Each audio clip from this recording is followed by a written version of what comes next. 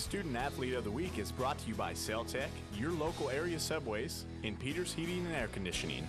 Everybody knows I like to talk a lot, so it's always been, ooh, somebody's got to say something. Let's have Rachel do it. And so they just kind of push me out, and I don't know, I always have something to say, I guess. But it's fun to be the person that gets to be the spokesperson for the entire team, and it's nice that my teammates respect me enough to have me be that person.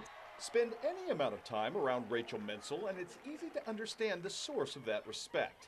This is a young woman who refuses to shortchange any of the various/numerous commitments in her life. Volleyball most visibly, with an intensity that carries on even when she's off the court. When Hannah and I were picked as captains, that just kind of pushed me to be a better player and to be a better role model, and so that really set the mood for my entire season. It was intense, and I loved all of it, and finishing in state is the best way to go, so as a senior, that's something that I'll always remember and look fondly back upon. The thing that kind of impresses me about you is, yeah, you're great when you're in your rotations, but when you come off the floor, you're as engaged as anybody, even Coach Paul. I mean, you're constantly living the game, aren't you? Yeah, everywhere that I go, you have to constantly think about who you are as a player, and that pushes you on and off the court. And so even though I may not be playing all 6 rotations, something that I can always do to help the team out is add with my voice and encourage everyone, and that's what I try to do. Although she's a one-sport athlete, Rachel's workload didn't exactly lighten up with the end of volleyball season. The Cyclone senior is a valedictorian candidate who also serves as her class president and yearbook editor, as well as competing in band, choir, drama club, FFA, and Scholastic Bowl.